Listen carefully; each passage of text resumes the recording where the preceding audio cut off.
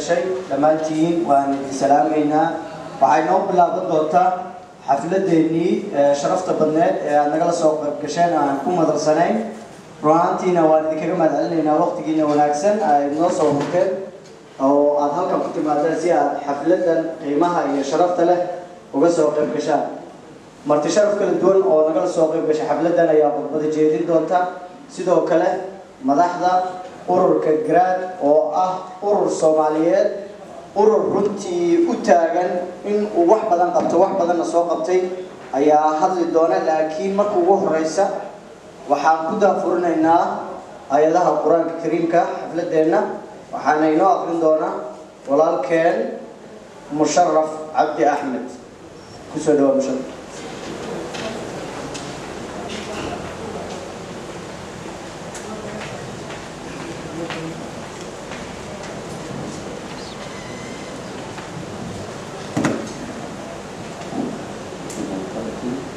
بسم الله الرحمن الرحيم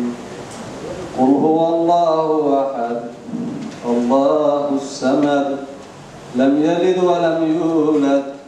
ولم يكن له كفوا أحد صدق الله العظيم.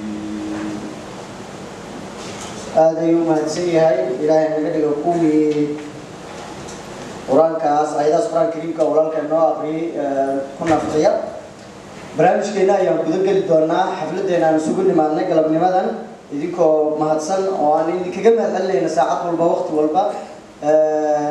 وقت جينا قالي أو واحد من كل قبضة لدينا إنه صوتين يضو تنا يكمل التهاي حبا أساسي اللي كجمع هني هنا خبطان محلي روحان كهذا إنه واحد تهاي ومستقبل ودناهنا ودناها أوقات كنا يدنا كلام بدنا يكلم دونا مركن وحنا بسوا دويني يا ميكروفون كقدومي كحجين كأورور كصوماليات جراد نعيمة ورسمة ديري أو كنتي نوقش كين دونتا قاب كلوجو أساسي أورور كجراد قد بلدك يسلم برودي سلبات إيوش قويك يوصل قبتي iyo waxa uu bigsanay banooga hadla doonto ku soo dhawow naciimo farsamadeedii gudoomiye ku xigeenka ururka garaad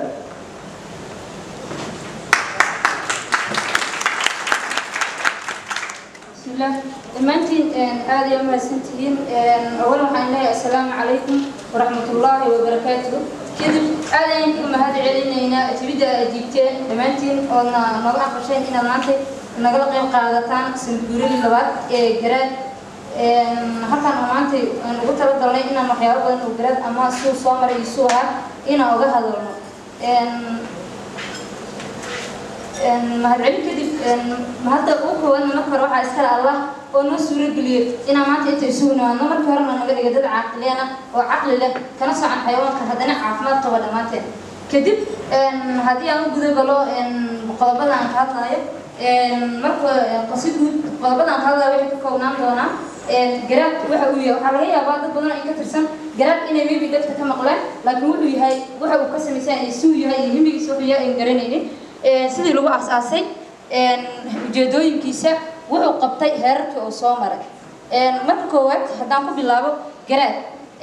garaad horta magaca garaad ma ahan erey wax laga soo gaabsay ama sida NGO-yada badanaa loo isticmaalo ereyga gaabisa la isticmaalaa ereyga garaad waa erey sida Soomaaliga aad ku taqaaneen garaad oo ah caqli ama maan ama maskax ku salaysan oo Soomaaliga caadiga ahay taas markaan ka soo tagno garaad waa urur samafal ah wadani ah isla markaasna siyaasad aan shuqul ku lahayn kana madax banaan ahna urur aan doonaynin faa'iido asaga interest oo private inay soo gasho laakiin faa'iido qaran doonaya isla markaasna ka jira gobolada dhexe gaar ahaan Galguduud xaruntiisuna ay tahay magaalada madaxda gobolka Galguduud ee Dhuusamareeb haddii aan u sii galo ururka garaad xilligii la asaasay sabiil loo asaasay garaad waxaa la asaasay sanadii 2011 November maalintii 11aad waxaana lagu asaasay magaalada Muqdisho garaad waxaa asaasay dhalinyaro Soomaaliyeed oo inta badan ka soo jeedo gobolada dhexe gaar ahaan Galguduud isla markaasna arday u badan la dhigi karo 90% ee university level ardaydaas oo u soo haajirtay waxbarasho una timid magaalada tan ee Muqdisho isla markaasna hoyga ay ku noolaayeen uga soo tageen waxbarasho ayagoo martay ama qaraabo ama cid kale ama wax dul saaran door bideen inay wax bartaan sababtii loo asaasay halkaas ka dhigan kartiin maadaama ay abuureen arday dhalinyaro ah oo ka imaadeen dhulkoodii kasoo haajireen ay ururka asaaseen waxaad dareemi kartiin sababta qofkii caqli halkaas kala soo bixi karaa sababta ugu weyn waxay tahay maadaama anaka u soo haajirna waxbarasho ee halkan aan u nimaadnay isla markaasna dad ay jiraan jiilal naga dambeeya anaka inaana noqon dad sidii jiilalkii hore way jiraan goboladaas dad way u soo baxeen walakin meelo kale biiriyeen ama ay wax ka qabsadeen ama qofkii uu bartay ama ka soo tagay qof walba wuxuu uga soo tagay saa aaminsanaa salaamullahi liqaa bacdaha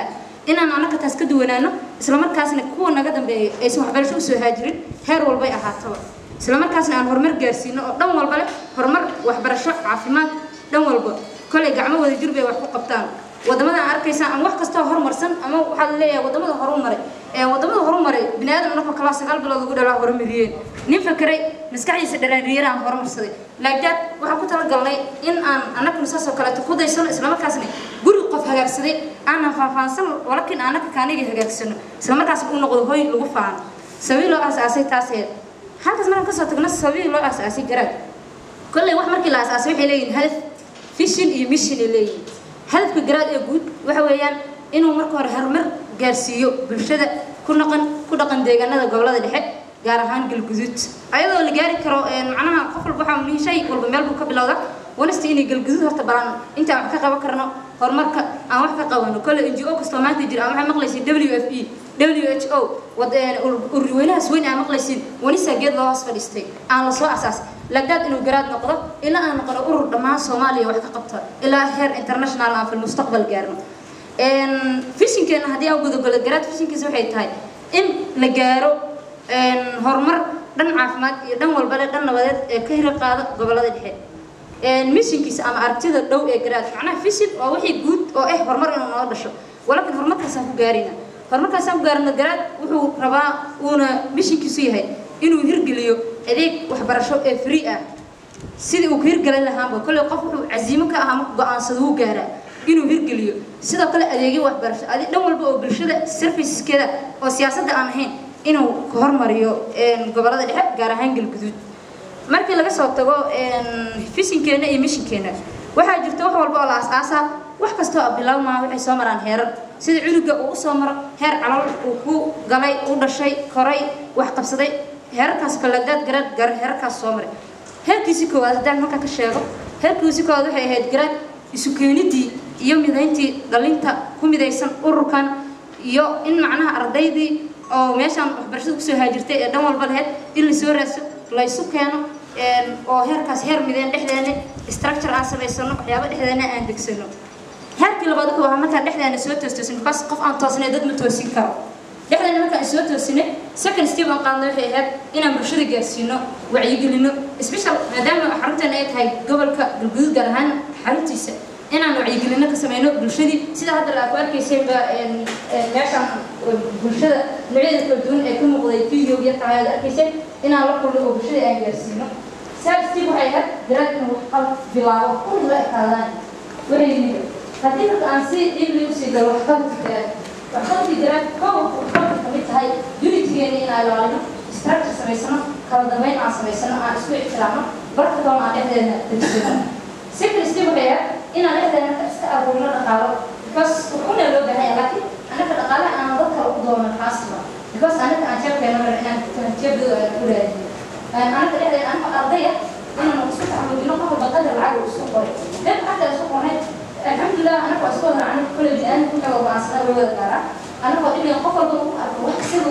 ushiisa kalima mar asagoo leeya u gadanaya qof walba uu bixinaayo ilaa hadan aan bixino qof walba markaas hadal kuweelto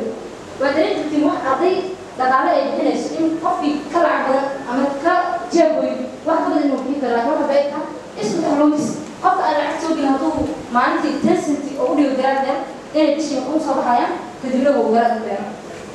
dhaqaaluntii kadib waxaan isku daynay inaan qaadno tallaabo oon wax qabano u bilowno waxqabadkeena ugu horreeya waxay ahayd inaan bilownay